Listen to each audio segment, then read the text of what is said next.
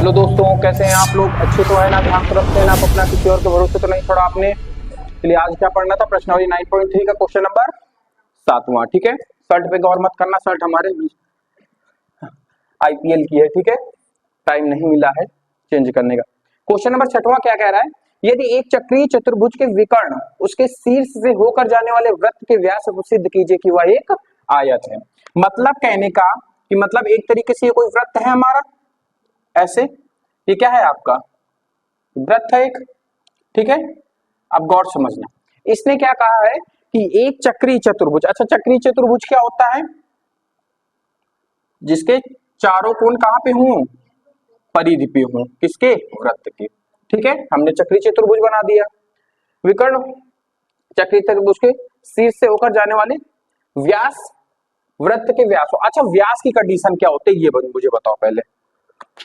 व्यास की कंडीशन होती है कि वृत्त के केंद्र से जाए वह जीवा। जीवा क्या होती है? परिधि के किन्हीं दो बिंदुओं को मिलाने वाली रेखा परिधि जीवा कहलाती है। और वह जीवा जो केंद्र से होकर जाती है उसको क्या कहा जाता है? व्यास। और इसने क्या कहा है कि जो इसके विकर्ण है वो कहां से जा रहे हैं? वृत्त के केंद्र से जा रहे हैं। मतलब एक तरीके से व्यास की बात कर रहा है। तो हम क्या करेंगे? इसके व्यास से होते हुए, इसके केंद्र से होते हुए इस तरीके के दो ठो क्या मिला देंगे?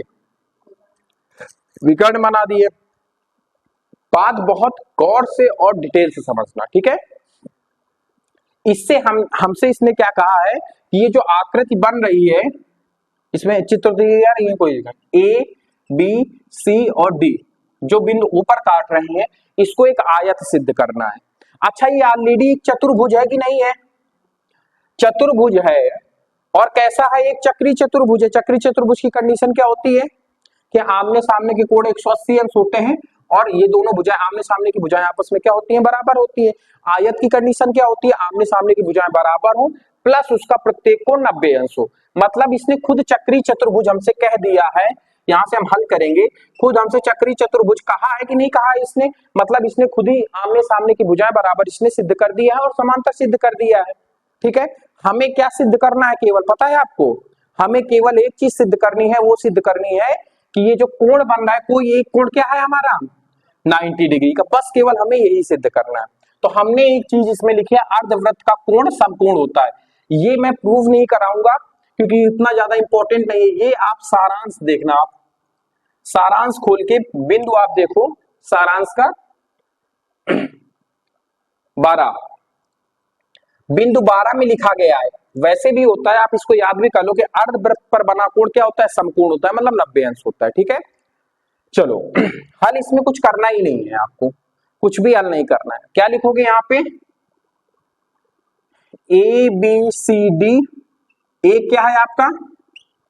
चक्रीय चतुर्भुज है। चक्रीय चतुर्भुज है। ये हमें क्या है? गिवन है। ये दिया है कि नहीं दिया है? हमें सिद्ध क्या करना है? हमें सिद्ध करना है कि ए बी सी डी क्या है? एक आपका आयत है। आयत की कंडीशंस क्या होती है? यहाँ पे हम साइड में लिखेंगे, हमें दिया नहीं है, हमें खुद पता है। आयत की कंडीशन क्या होती है? प्रत्येक कोण क्या होता है इसका? 90 अंश का होता है और आमने सामने भुजाएं बराबर और समांतर होती हैं। आमने सामने की भुजा बराबर तथा क्या होती है? समांतर होती है। मतलब आप बहुत गौर से इस चीज को अच्छे से समझना। अगर हमें किसी आकृति एबीसीडी को आयत सिद्ध करना है तो पहली कंडीशन क्या है कि उसका प्रत्येक कोण 90 अंश का सिद्ध करना पड़ेगा। दूसरा, हमें उसको क्या सिद्ध करना पड़ेगा? आमने सामने भुजाएं बराबर और समांतर हो। अब हम यहां से क्या चालू कर लेंगे? हल की चालू करेंगे। तो अब हमें दिया है, क्या दिया है? दिया है कि ए बी सी डी क्या है? चक्रीय चतुर्भुज है। यहां बहुत गौर समझना। अगर ये चक्रीय चतुर्भुज है तो हम जानते हैं कि क्या क्या जानते हैं? एडी बराबर होगा बीसी के, चक्रीय चतुर्भुज से एडी बराबर होगा बीसी के, तथा एडी समांतर होगा किसके? बीसी के। दोनों चीजें हमें पता है। उसी हिसाब से ए बी बराबर होगा किसके, सी डी के, तथा ए बी समांतर होगा सी डी के। क्या ये दो चीजें हमें पता है, क्योंकि एक चक्री चतुर्भुज है तो हमें खुद ही ये पता है कि आमने सामने भुजा बराबर तथा समांतर होती है। यहां तक आपको समझ में आया सभी को? चलो अब हमें एक ही चीज, मतलब हमने नीचे वाली कंडीशन को फुलफिल कर दिया, आमने सामने भुजाएं बराबर तथा समांतर है, हमने दोनों काम कर दिए। अब हमें मेजर काम क्या है हमारा, सिद्ध क्या करना है प्रत्येक कोण। अब तो आओ उसको सिद्ध करते हैं, किसका, एक कोण सिद्ध कर देंगे तो बाकी अपने आप क्या सिद्ध हो जाएंगे, 90 अंश सिद्ध हो जाएंगे। ठीक है, तो समझना ये हमें AC और BD ये ऐसे हैं, ऐसी जीवाएं हैं जो व्यास से होके, जो केंद्र से होके जा रही है, यानी ये व्यास है। और व्यास क्या करता है, वृत्त को दो बराबर भागों में बांटता है कि नहीं बांटता है, समझना। जैसे इसमें नहीं समझ में आ रहा, अब मैं समझा रहा हूं आपको। जैसे ये हमारा एक वृत्त है, ये केंद्र है, अगर मैं इसके व्यास से, अगर मैं इसके केंद्र से एक जीवा खींच दूं, जिसको हम लोग क्या कहते हैं, व्यास कहते हैं, तो ये क्या करेगा, वृत्त को दो ऊपर नीचे बराबर भागों में बांटेगा, मतलब अर्धवृत्त बना देगा, एक पार्ट क्या बना देगा, अर्धवृत्त बना देगा। ठीक इसी प्रकार से अगर मैं AC को ले लूं, ये चीज समझ में आई आपको? अब यहाँ पे ये चीज नॉर्मल समझ में, आप देखो एक चित्र और मैं बना रहा हूं, AC को पकड़ो ऐसे, इसने भी क्या किया है, दो बराबर भागों में बांटा है, मतलब इस रेखा के द्वारा बनाया गया कोण क्या होगा हमारा, 90 अंश। इस रेखा के द्वारा बनाया गया कौन सा कोण है, ये AD इधर जा रही है, ये ऐसे, तो ये जो भी है अर्धवृत्त के द्वारा बनाया गया कोण हमेशा क्या होता है, 90 अंश होता है। ये अर्धवृत्त था, मतलब अगर नीचे का मैं ऐसे मिटा दूं तो ये अर्धवृत्त है ऊपर वाला, इसके द्वारा बनाया गया कोण कितना होता है, 90 अंश। कहां से हमें ज्ञात है, हमें ज्ञात है। तो ऑलरेडी कोण D हमने क्या सिद्ध कर दिया, 90 अंश। और जब एक कोण 90 अंश है तो इसी तरीके से प्रत्येक कोण हम 90 अंश सिद्ध कर सकते हैं, मतलब ये हम ये इधर सिद्ध कर दिए, 90 अंश कोण सिद्ध कर दिया, मतलब ABCD एक चक्रीय चतुर्भुज ना होके एक आयत हो गया। समझ में आया? तो हम अब इसको लिखेंगे कैसे, समझना। आप AC को पकड़ो, AC एक क्या है, व्यास है, इतना लिखो, कोष्टक में क्या लिखोगे, व्यास वृत्त को दो बराबर भागों में बांटता है यानी अर्धवृत्त करता है, बांटता है यानी अर्धवृत्त की बात करता है। तो AC के द्वारा बनाया गया कोण कितना होगा, AC के द्वारा बना अर्धवृत्त कोण कितना होगा, 90 अंश होगा, यानी D कितना होगा, 90 अंश। कहां से हम जानते हैं, हम जानते, और जैसे ही हमने कोण एक 90 अंश सिद्ध किया और समांतर और बराबर सिद्ध कर दिया, मतलब ABCD एक हमारी क्या है। अब इसको समीकरण 1 डाल लो, इसको समीकरण 2 डाल लो, इसको समीकरण 3 डाल लो। तो अब यहाँ पे आप क्या लिखोगे, थोड़ा सा एक थ्योरी आपको और देनी है बस, समीकरण 1, 2 व 3 से ABCD एक आयत होगा। समझ में आया? कुछ इसमें था नहीं, ज्यादा लिखना बहुत था, डिटेल में समझाना था, सॉल्व इसमें कुछ आपको नहीं करना। तो आई होप आपको समझ में आ गया होगा। समझ में आया हो तो फीडबैक जरूर दीजिएगा। इसमें कुछ नहीं था, इसलिए मैंने ज्यादातर आपका फोकस लैंग्वेज में किया है, समझाने से ज्यादा। ठीक है, तो आप इसको लैंग्वेज से समझेंगे, बेटर समझ में आएगा। अगर आप ऐसे सिद्ध करने में आ गए तो आपको समझ में कम आएगा। नोट कर लो, फिर इसके बाद नेक्स्ट क्लास में इसका अगला क्वेश्चन बताते हैं।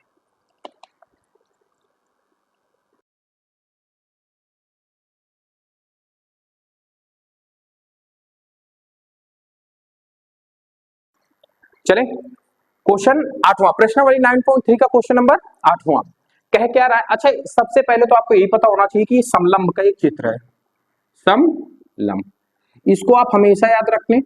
ये जो है चतुर्भुज का सबसे अलग प्रकार होता है जो समलंब, इसमें भी 4 कोने होते हैं और 4 ही भुजाएं होती हैं।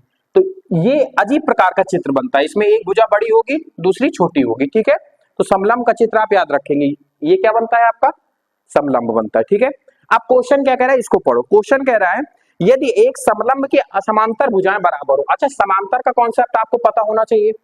समांतर का कॉन्सेप्ट क्या है, या फिर उससे पहले आपको इसमें जो भुजाएं हैं इनके बारे में मैं थोड़ा सा आपको इंट्रोड्यूस कराऊंगा, समझना। इसमें आपको चार भुजाएं दिख रही होंगी, ए बी, बी डी और सी डी। चार भुजाएं हैं जिसमें से दो आपकी कैसी हैं, समांतर है, और दो ही कैसी हैं, असमांतर है।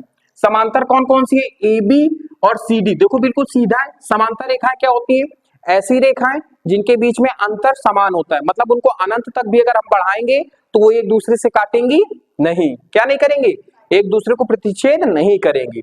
तो ऐसी दो रेखाएं जो एक दूसरे को कभी प्रतिच्छेद ना करे क्या कहलाती हैं, समांतर रेखाएं कहलाती हैं। मतलब अगर इन दोनों को देखो, इनके बीच में अंतर समान दिख रहा है आपको, मतलब ए बी और सी डी क्या है, हमारी समांतर है। असमांतर कौन कौन सी है, ए सी और बी डी। क्यों असमांतर है, क्योंकि अगर मैं इनको आगे मिलाऊंगा तो ये आगे जाके क्या हो जाएंगे, एक दूसरे को प्रतिच्छेद करेंगे। प्रतिच्छेद करने का मतलब है एक दूसरे को काटेंगे, और जब ये एक दूसरे को काटेंगे तो ये असमांतर रेखाएं नहीं कहलाएंगी।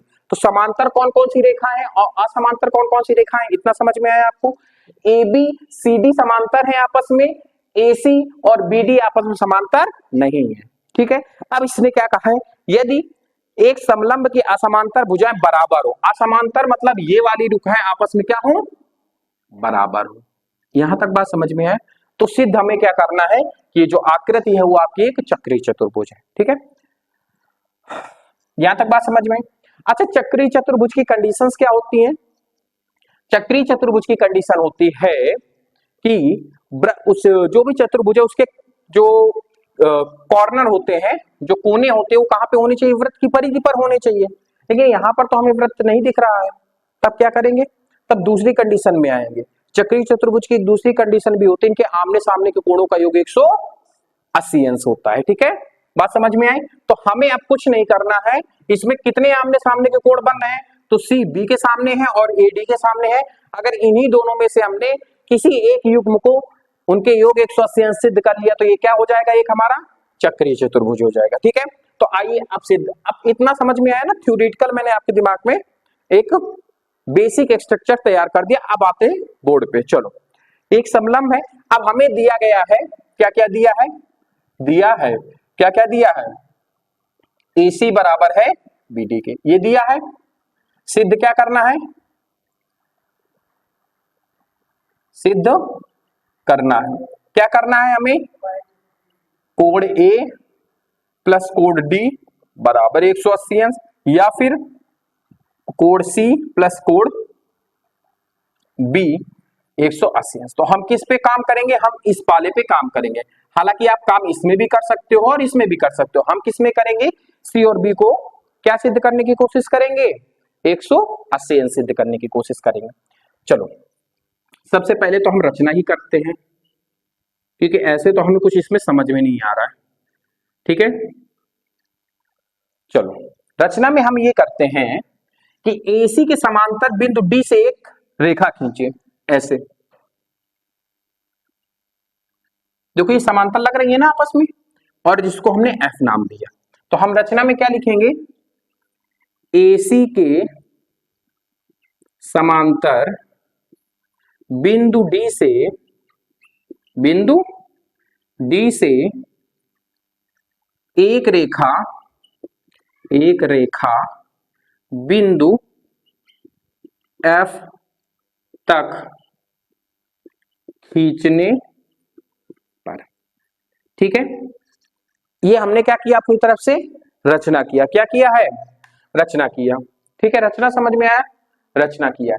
चलो, अब एक बात बताओ मुझे, इसके समांतर हमने खींचा है ना, तो मतलब एक हिसाब से आप ये देखो कि ये भी AC समांतर होगी FD के। यहां तक बात समझ में आई कि नहीं, आप समझना गौर करके। ACDF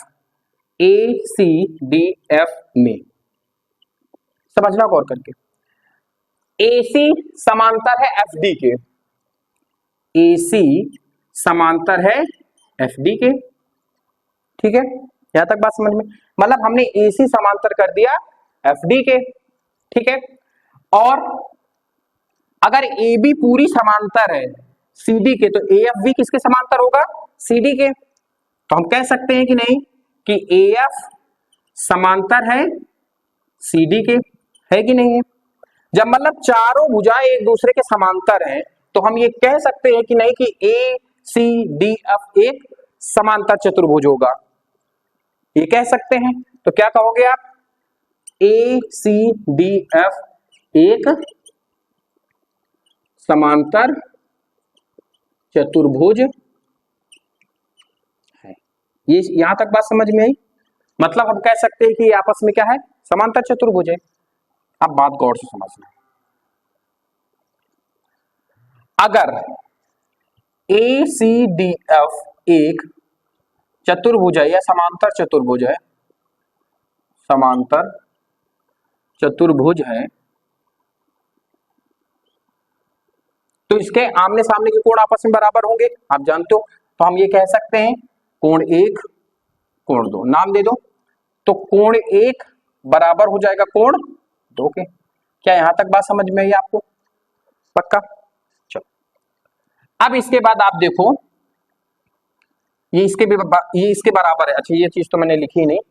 AC बराबर होगा FD के, यहां पे लिख दो ना, AC बराबर होगा FD के। अब बात बहुत गौर से समझना, ठीक है। इसी के बराबर इसके पैरेलल खींची है, ठीक है। यहाँ रचना में आप लिख देना अगर लिखना चाहो तो, कि AC के बराबर ही FD एक रेखा खींचा, ठीक है। बराबर होनी चाहिए दोनों, क्योंकि रचना हम कर रहे हैं तो हम अपने हिसाब से काम कर सकते हैं। चलो, अब बात बहुत गौर से समझना। अब देखो त्रिभुज FDB में, FDB में इसकी दो भुजाएं बराबर है, DF बराबर हो जाएगी DB के। अच्छा, कैसे बराबर होगी पता है आपको? AC बराबर है BD के, है कि नहीं? और इसी के बराबर मैंने ये भी खींची थी, तो जब ये इसके बराबर है तो ये भी तो इसके बराबर होगी ना, इनडायरेक्टली कह सकते हैं। या फिर दिया है, क्या क्या लिखोगे यहां से, AC बराबर है BD के, और AC के ही हमने बराबर कौन सी रेखा खींची थी, DF। तो इनडायरेक्टली हम ये कह सकते हैं कि नहीं कह सकते, कि जो BD होगी आपकी वो DF के बराबर हो जाएगी, ठीक है। अब अगर ये दोनों आपस में बराबर है तो इनको सम्मुख कोण भी आपस में बराबर होंगे। इस रेखा के सम्मुख कोण ये है जिसको कोण 3 नाम दिया, इस रेखा के सम्मुख कोण ये है जो इसको 4 नाम दिया। आप समझना गौर करके। अब क्या कहोगे, FD बराबर होगा DB के, तो क्या लिखोगे, कोण 3 भाई FD के कौन सा है, अच्छा कोण 4 है, तो कोण 4 बराबर होगा कोण 3 के। कहां से, तो क्या लिखोगे, बराबर भुजा के सम्मुख कोण क्या होंगे, आपस में बराबर होंगे। ये प्रमेय आप पढ़ चुके हो, प्रमेय नहीं याद है तो इस तरीके से आप उसको लिख सकते हो। जब ये दोनों आपस में बराबर होंगे तो हम क्या कह सकते हैं, एक तो हमारे पास ये मिल गया, ठीक है। अब गौर समझना, एक बराबर हो गया 2 के, 3 बराबर हो गया 4 के। अच्छा, एक बात बताओ, AB रेखा पर दो कोण बन रहे हैं, इनका योग कितना होगा, 180 अंश। तो क्या लिखोगे, AB रेखा पर बना कोण कितना होगा, 180 अंश होगा। मतलब कोण 3 कोण 2 प्लस कोण 3 बराबर 180 अंश। और कोण 3 की जगह 2 की जगह क्या लिख सकते हैं, कोण 1, और कोण 3 की जगह क्या लिख सकते हैं, कोण 4 बराबर होगा 180 अंश। और कोण 1 और कोण 4 देखो जरा सा, कोण 1 और कोण 4 आपस में सम्मुख कोण है, और जैसे ही सम्मुख कोणों को हमने 180 अंश सिद्ध किया, अपने आप क्या हो जाएगा। अब क्या लिखोगे, अतः कोण 1 प्लस कोण 4 बराबर 180 अंश है। तो चतुर्भुज या समलंब चतुर्भुज, समलंब चतुर्भुज ABCD एक क्या होगा, चक्रीय चतुर्भुज होगा। यहां बात समझ में आई आपको? अच्छा, ये कहां से हुआ, तो ये क्या लिखोगे कोष्टक में, समीकरण 1 व 2 से। यहां पे इसको डाल दो समीकरण 2 और इसको डाल दो समीकरण। इन दोनों से हमने एक एक का मान रखा, 2 की जगह 1 रख दिया, 3 की जगह 4 रख दिया, इनका योग 180। समझ में आया आपको? कुछ नहीं आया? अक्षय के नहीं आया ना? पक्का? एक बार और बताए, ये आपको आ गया समझ में? आ गया ना? चलो नोट कर लो इसको।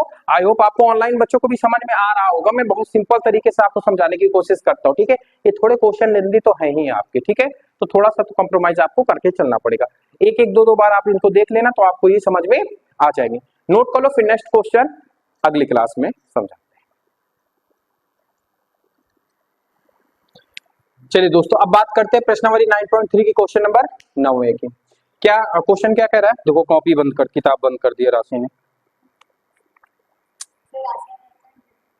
चलिए क्या कह रहा है? नवा क्वेश्चन, दो वृत्त दो बिंदुओं दो बिंदु बी और सी पर प्रतिच्छेद करते हैं। बी और सी पर प्रतिच्छेद कर रहे हैं दोनों, ठीक है? बी से जाने वाले दो रेखाखंड एडी एबीडी और पी बी क्यू वृत्त को एडी और पी क्यू पर क्रमशः प्रतिच्छेद करते हैं। मतलब इसने में जो चित्र बना के दिया है वही इसने लिखा। ये आकृति 9.2 है।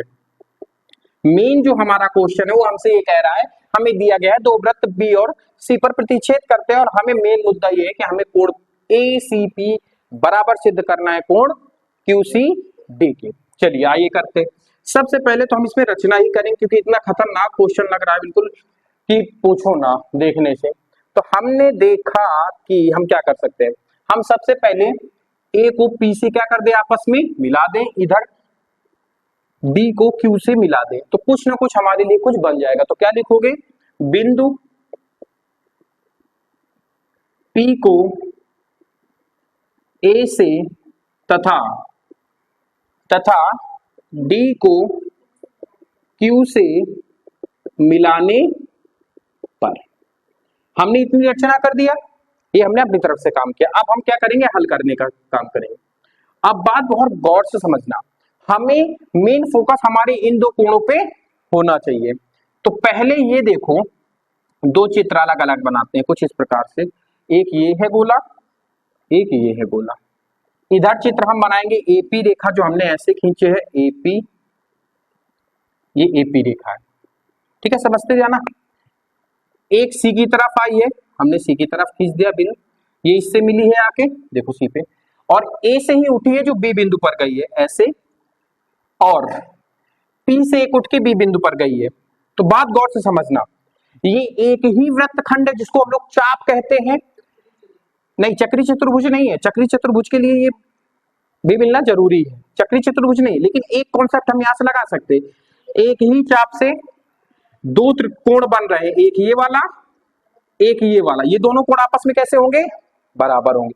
मतलब ये इसके क्या हो जाएगा? बराबर। यहां तक समझ में आया? कैसे हुआ? समझ में आया ना? एक ही चाप के द्वारा बनाए गए कोण आपस में बराबर होते। तो हम क्या लिखेंगे? हम लिखेंगे ये वाला इसके बराबर होगा। तो क्या लिखेंगे? कोण एसीपी, एसीपी बराबर होगा कोण किसके? ए बी पी के, ए बी पी के। अच्छा कहां से होगा ये? तो क्या लिखोगे? एक ही चाप द्वारा बनाए गए कोण क्या होते हैं? आपस में बराबर होते हैं, बराबर होते हैं। इतना हमने कर लिया। अब एक हमें बात बताओ, कोण बी इसके बराबर होगा कि नहीं होगा? क्यों? जब दो रेखाएं एक दूसरे को प्रतिच्छेद करती है तो शीर्षाभिमुख कोण आपस में बराबर होते हैं। ये इसका शीर्षाभिमुख है, ये वाला इसके शीर्षाभिमुख है। तो हम क्या कह सकते हैं इनडायरेक्टली? ये हमारा समीकरण बाद में डालेंगे। अब यहां से एक नया कॉन्सेप्ट क्या लिखेंगे? ए बी पी, कोण ए बी पी बराबर होगा कोण किसके? कोण बराबर होगा हमारा डी बी क्यू के, कोण डी बी क्यू के।